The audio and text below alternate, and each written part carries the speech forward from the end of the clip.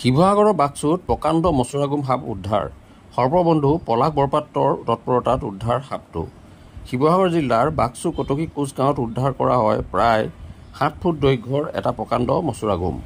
কটকী কোচ গাঁৱৰ প্ৰবীণ শইকীয়াৰ ঘৰৰ ভিতৰত বিচনাৰ তলত সোমাই থকা অৱস্থাত সৰ্পবন্ধু পলাশ বৰপাত্ৰ গোহাঁইৰ তৎপৰতাত উদ্ধাৰ কৰিবলৈ সক্ষম হয় এই প্ৰকাণ্ড মচুৰাগুম সাপটো।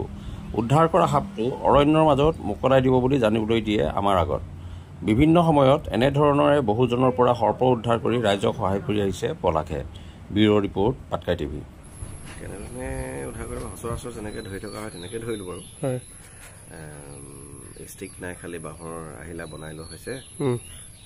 এইটো যিটো যেনেকৈ ধৰা হৈছে এইটো এটা টিপনা আছে ধৰাটো, হয়তো ধৰিব নাজানিলে তেনেকৈ কোনোবাই যদি ধৰিব খোজে তেনেকৈ বনায়, কিন্তু নোৱাৰিবও পাৰে ধৰিব, সাপটো দুখ পাবও পাৰে। কিন্তু মই ধৰি অভ্যাস আছে, সাপটো দুখ নোপোৱাকৈ এটা লিমিটত চেপি তাক ধৰা হয়। কি সাপ হয় এইটো? এইটো মচুৰাগুম বুলি কয় আমাৰ এনে হোলাবৰীয়া কয় নামনিত, ক'লা মচুৰা বুলি কয় আমাৰ ইয়াত। কিমান দীঘল মান হ'ব এইটো? প্ৰায় 7 ফুট হ'ব। প্ৰায় 7 ফুট। এতিয়া ক'ত মেলি দিব আপুনি সাপটো উদ্ধাৰ কৰি? এইটো ভাবিছোঁ মই এতিয়া আমাৰ ইয়াত আছে, ওচৰতে জংঘল আছে, অৰণ্য আছে, ধৰক চলা অভয়াৰণ্য আছে, তাতে বহুত সাপ মেলা হৈছে, তালৈকে লৈ যাম এতিয়া। ৰাতিপুৱা শুই উঠি দৰ্জা খুলিছোঁ, খুলিয়ে মানে লাইটটো দিছোঁহি, লাইটটো দিওঁতেই মানে তাক মানে বস্তুটো দেখা পাইছোঁ।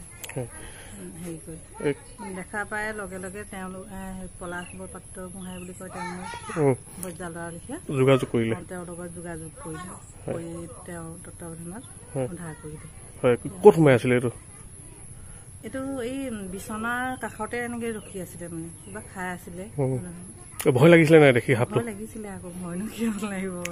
এতিয়া যিহেতু পলাশ বৰপাত্ৰ গোহাঁই নামৰ যুৱকজনে আপোনালোকৰ ঘৰৰ পৰা এইটো সাপটো উদ্ধাৰ কৰিছে, যথেষ্ট এটা সকাহ পোৱা গৈছে। হয় হয় হয়, তেওঁক অশেষ ধন্যবাদ। আগে পিছে ওলাই নাই আপোনালোকৰ ইয়াত সাপ? ওলাই,